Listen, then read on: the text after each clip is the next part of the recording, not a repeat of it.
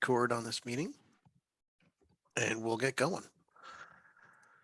So welcome everyone. This is the 2022 Maine EMS Service License Renewal webinar. We're going to take you through some of the changes to the application renewal process for services that services, all the services expire at the end of November 30th, 2022, except for a handful that have already renewed. So for this meeting, a couple ground rules and instructions. Everyone is muted right now, but you're free to unmute if you have a question. So if you don't mind, just leave your video off for now. While we're going through the presentation, it'll help save on the bandwidth a little bit. Please enter your name and your license number and your primary service affiliation in the chat for us. And if you can rename yourself to actually, so I see Ash on the ambulance, I'm calling you out here, but if you can click on your name and hit rename so we can know who you are, that'd be fantastic. And so everyone else knows who you are, that'd be great too. That's for our records because Melissa has graciously offered to provide everyone with 1 hour of prep ops for this webinar. The chat is open. Feel free to put any questions that you have in the chat. If you cannot put questions in the chat and you don't, because you're logged in on your phone, say, or you could dialed in, you could text questions to 207-370-2072. That is 207-307-2072. And we'll check that that text message board at the end of the webinar. See if there's any questions in there. This meeting is being recorded. We're going to make it available later today on the Maine EMS YouTube channel. If you haven't done so already, please check out our YouTube channel, subscribe to it so you get alerted of all our videos, and click the like button on our videos. That'd be really cool. So Jason, Melissa, since this is our first run through this, I see there's okay, so there's some people putting their stuff in the chat. Okay, all right. So if there's any questions that come up in the chat, we'll do our best to reply to those questions as they come up in the chat, and then we'll also read them out loud here in the meeting. Okay. You can also, I haven't put that on the screen here, but there's also the reaction feature. You could raise your hand if you have a question, and we'll get alerted of that as well as we go along. Okay. So some introductions, Melissa, please. Hi, thanks everyone for coming. Melissa Adams, I'm a licensing agent here at Maine EMS. I also assist folks with emergency medical dispatch response plans and program coordinating with our PSAPs and EMT centers. Jason? Good now afternoon, everyone. Thank you for coming. My name is Jason Cooney, and I'm a licensing agent at Maine EMS. And everyone, my name is Jason Oko. I'm the Data and Preparedness Coordinator for Maine EMS.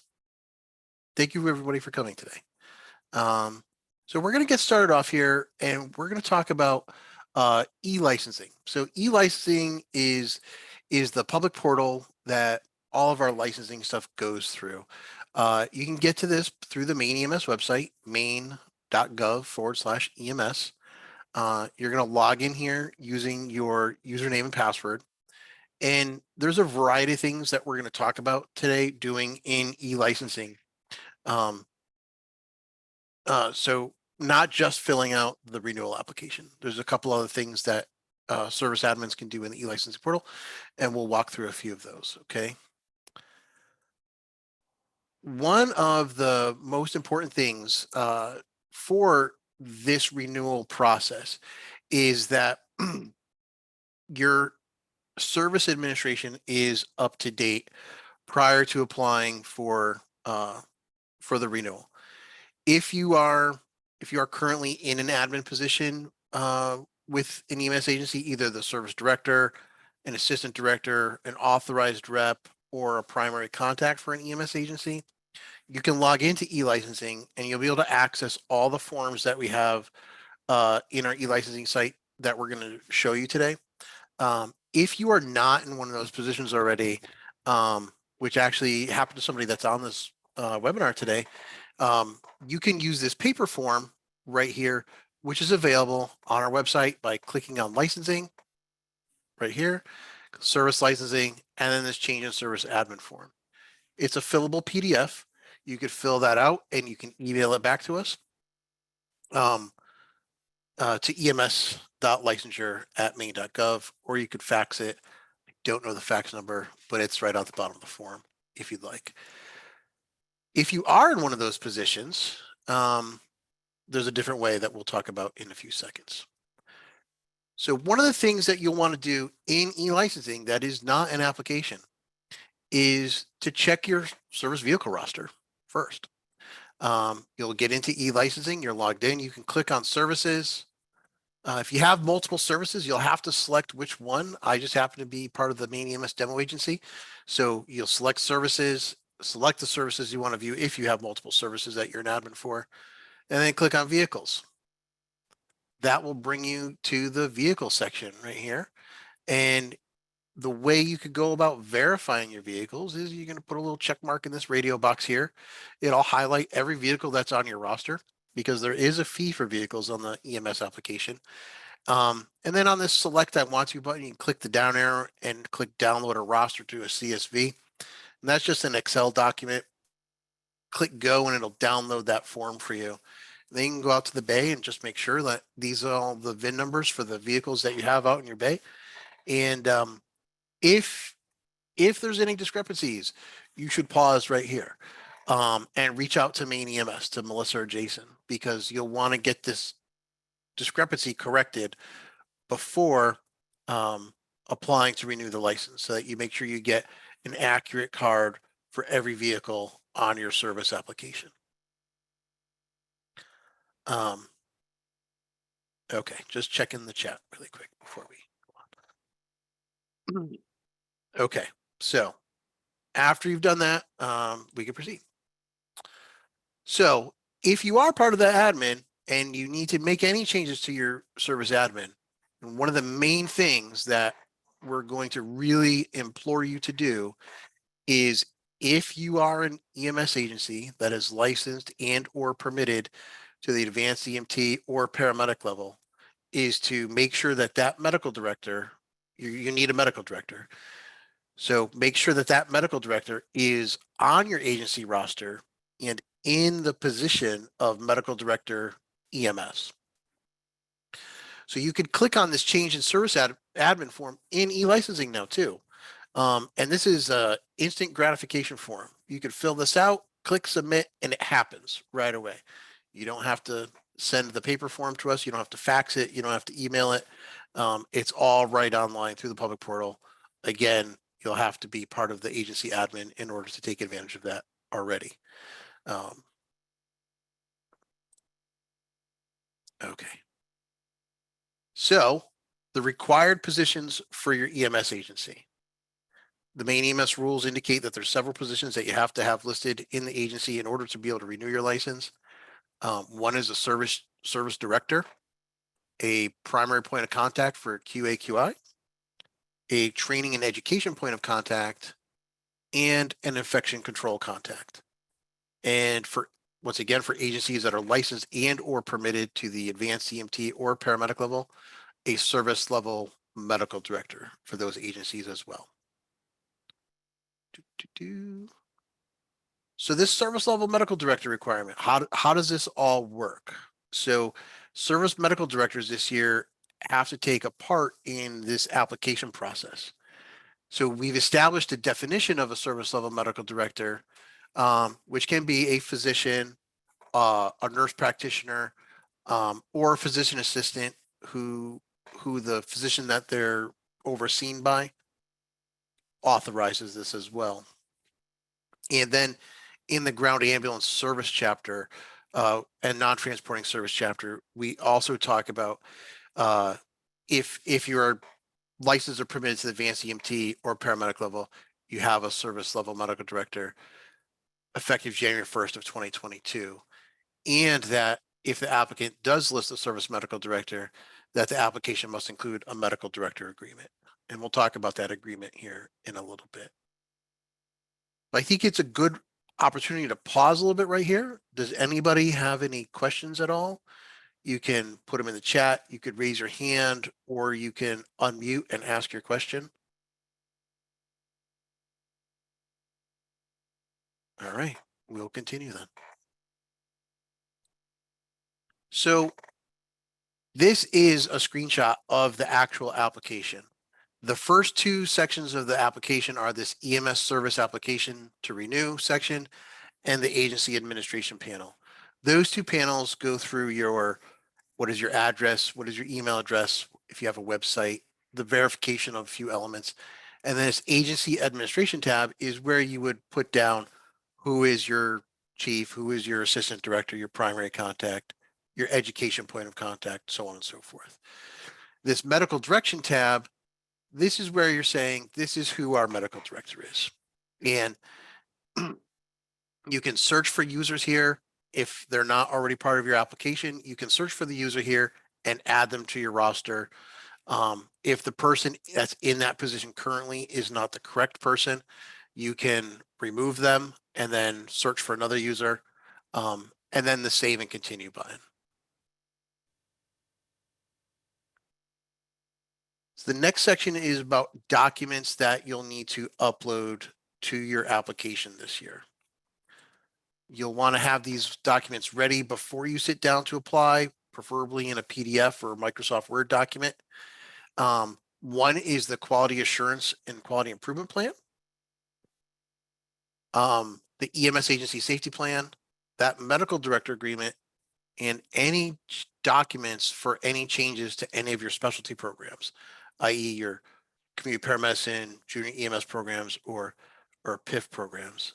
And Melissa, I believe you were going to talk about that safety plan a little bit right here. Yes, absolutely. So first, just to clarify, because we've got these listed under required documents, some of these will be required. You won't be able to move forward without uploading them, while others are sort of a yes/no qualifier. Have you made changes? If yes, we'll ask you to upload those documents. If no, proceed as usual.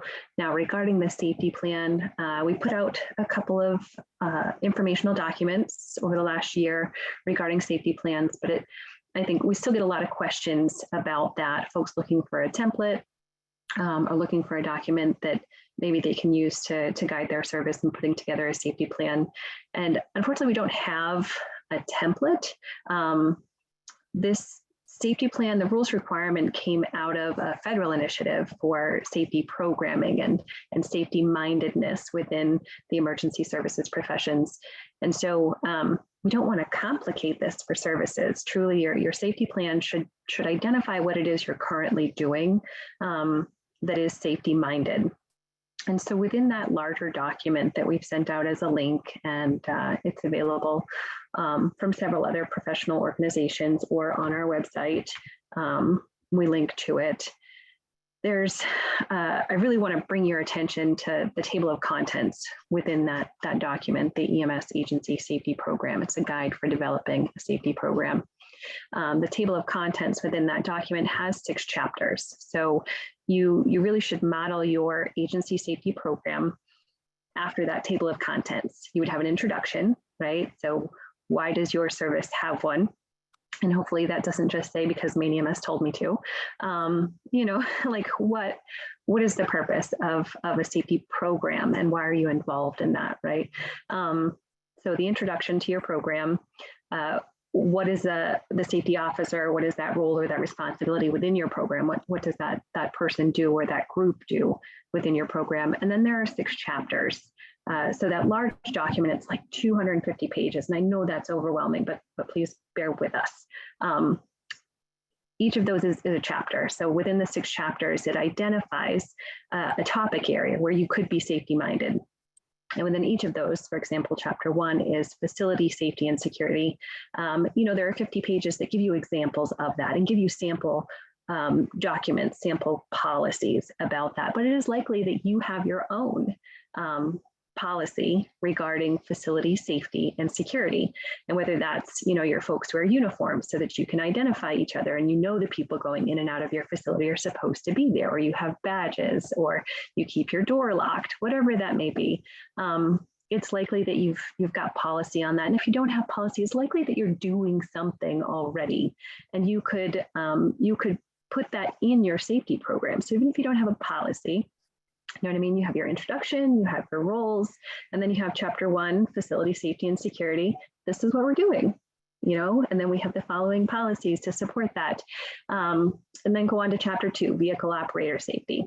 This is what we're doing, you know, and these are the policies that support that. So if you've got something that addresses each one of these 6 chapters, these main topics, that's your safety program.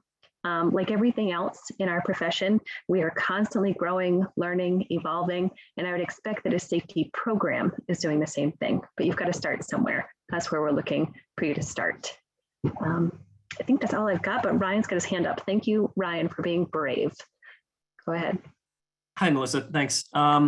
So for those of us that have policies for those subsections, like I have a policy for infection control or what have you, as we're building this document, is the expectation that we are supposed to reformat those individual policies into this larger policy? Or can I, for example, if I get to that infection control section, can I say, I have this policy, this is what it does, see Appendix A or Appendix 1. Is that something that's acceptable? Or Yeah, absolutely, Ryan. Thank you for bringing that up, because we don't want you, we try to avoid this at the office because it creates confusion, and it's hard to keep up with things when you have them in a variety of places, right? So you make changes in one place, but then you forget to do it in another.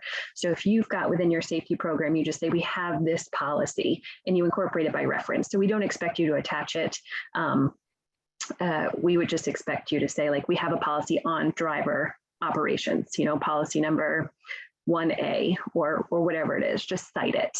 And that would give us an opportunity, if we have questions about your safety program when we're coming around and we're doing inspections, right? Or if we want to validate that you're not just giving us lip service, right? You didn't just put all these wonderful things on a piece of paper, but you're really not doing anything. We might refer to your safety program that you've uploaded and be like, oh, I see you have a policy on driver training. Can I see that, right? But you don't need to upload it. You don't need to send it to us. We just want to know that you're thinking about something in each one of these chapters. awesome, thank you. Thank you. Okay. So the next thing that we'll talk about is, so as Melissa indicated, so we're going to ask this question about quality improvement plans. Have you made any changes to your quality improvement plan since you last renewed? Yes or no? We made a large effort to collect those quality insurance plans and pharmacy agreements the last few licensing go arounds. So if you answer yes here, then we'll show you a document upload for a new quality assurance plan. If you say no, there's no QI plan document required here. And then this is the section that you'll upload the safety plan right here. Moving right along. The next section in the application is about your agency associations, and this applies to non-transporting EMS agencies. It just asks you to indicate who your transporting agency is on that section. Just one field to fill on that section. The next section is the vehicle section, and since we've already asked you to verify that your vehicle roster is up to date, you'll just verify that these are the correct vehicles on your roster. If you need to make any changes or you need additional information, this little blue box here with the pencil in it is the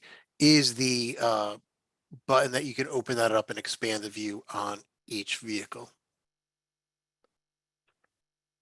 Do specialty programs. So as we mentioned before, the community paramedicine, the PIFT program, and the junior EMS programs, if your agency participates in any of those, you'll be asked about each one because we require to renew, the rules require that each of these designations, at least this community paramedicine and the PIF designation, be renewed annually now. The junior EMS program is not part of rules, but if you do have one and you have made changes to it, we would like you to answer those questions about that. Also, if you'd like to continue your junior EMS program, we'll be there as well. The same thing with community paramedicine and with PIFT. And if you have made any changes to those programs, in the past year, it will ask you to upload the documents that you have changed for those programs. Jason, real quick, Yeah. Randall Bowen from Ashland is asking, is there a certain amount of pages that can be uploaded at a time? So Randall, if you're uploading documents, a document can be multiple pages. There's a file size limit of 10 megabytes per file, but that should easily, any PDF or Word document should easily be under 10 megabytes for that. And if you do run into any issues with a file that is too large to be uploaded, please reach out to us. We can help you. We can help you compress that file size a little bit. So, does that answer your question, Randall? But you can upload more than one document per upload section. So if you have a if you have two policies that relate to safety, you could upload more than one document. Okay, there you go. All right. Immunization reporting is the next section on the application. And the immunization reporting section is identical to the sections that we had for the previous reporting periods. For this November, the only immunization reporting that has to happen is COVID-19 vaccinations. And then next November, we'll touch on influenza vaccinations. But the 5 required fields are the number of individuals on your roster that provide direct patient care, the number of individuals on your roster. First one is number on your roster. Second one is the number on your roster that provide direct patient care. The third is the number of people who are not vaccinated and do not have a medical exemption. The number of folks with a single dose of a multi-dose series, so they're in the process of completing their vaccination series, and then the number of people with a medical exemption. And just for a reminder, if folks do have a medical exemption, the rule requires that medical exemption be on one of the Maine EMS approved forms.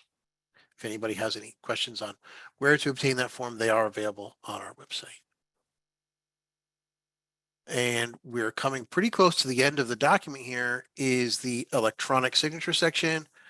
On this application now, instead of having one long jumbled paragraph to acknowledge, there is 6 statements to acknowledge that talk about submitting accurate information and participation in quality assurance and quality improvement, and understanding that you have a quality program. We ask a question about agencies that have any pending action. So this is in relation to if you're an agency that has a consent agreement with Maine EMS, or if you have open current investigation with us. This is a yes or no question. You'll just check that, and that provides us the opportunity to make sure that if there is any requirements of that consent agreement, that those are being followed. And then to enter today's date and your password, and then you can click the submit button. So what happens after you click submit? A few things happen all in the background. First thing is, if you're an agency that has a service level medical director, we're going to send an email notification to that service level medical director that says XYZ agency has indicated that you are their service level medical director. Please verify below that you agree to act as their service level medical director and you are qualified to do so. It's a yes or no box. And then they have to put in their password for e-licensing and then submit it to us. After we receive that, we'll send you and your agency another email that says, everything seems to be in order so far. How would you like to pay? And then there's a form that you could say, we would like to be invoiced or pay with a credit card. Either which way, if you select invoiced, we'll Melissa and Jason receive a email copy of that invoice. If you say credit card, you'll be taken to the checkout section of the e-licensing portal where you can pay with your credit card right there. Once you've indicated a form of payment, the license will be issued.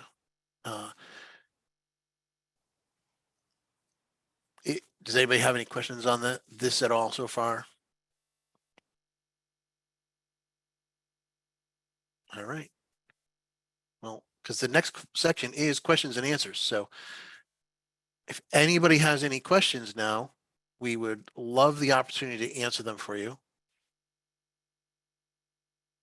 Feel free to put them in the chat, raise your hand, unmute. Real quick, Jason. We had a private question come through asking if the recording would be available on our YouTube page. And I believe our intention is to post one of the 2 recordings after we complete the second session on Tuesday, which will cover the same material, but we'd like to put together an FAQ. So if you're brave, like Ryan, you can help us build that FAQ now with any questions or anything that we could do to answer questions you anticipate others might have. And just to clarify, that is on Wednesday of next week. At next 4 session. p.m. At Thank 4 you. p.m.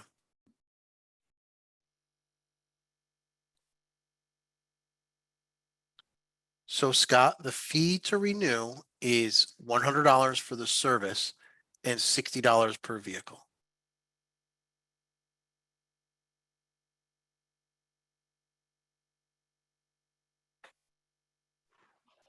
I'm not sure, Jason, did you touch on the 2 payment methods? So paying with a credit card at checkout or requesting an invoice? Yep. So after if you have a medical director, after the medical director completes their component of it, we do send an email back to the agency that says it appears that everything is completed. Please log in to tell us how you'd like to pay for the application. And on that form, you can select credit card or invoice my agency. And credit card will take you to the checkout immediately after you submit that form. And you can pay right there. Or if you select invoice my agency, it will generate an invoice. It sends it to Melissa and Jason. And then they will take care of the next steps of getting that invoice out to you folks. And then once that invoice comes, make sure you pay it.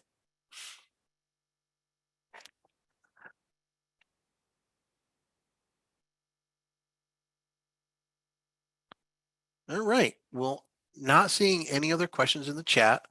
I don't see any questions in the text message group from anybody. And nobody has their hand raised at this point in time. Oh, we got a chat. Oh, Randall says thank you. You're welcome, Randall. Also, though, with regards to this, anytime anybody has a question, if they're, in the process, they have a question, they need help with a file upload, anything like that, we're here. You could call us directly. Our information is available on the Maine EMS website. If you click the About button, you can see all of us and all of our direct lines. And you can send us an email, and we are very responsive to those types of calls and requests for assistance. I would suggest that you reach out to your medical directors and your service level medical directors and let them know to keep an eye out for these emails and that they're real and legit and that they have to take action with these emails because you need to keep your service up and running. So we need them to be a part of this renewal process. Walter, I see you have your hand up. Yes. Sorry, I had a difficulty logging in, so I got in a little late. I do have a question with regard to the safety manual. If we have submitted the safety manual in years past and it was satisfactory and we have made no changes in it, do we have to resubmit it? I can answer that, Walter. There are very few services that have submitted a safety program. If you are one of them, it is a required document. So yes, you will need to upload that required document, even if you've made no changes.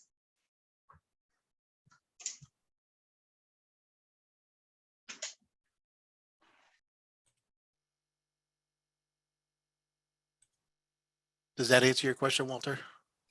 Yep. Okay. Does anybody else have any questions?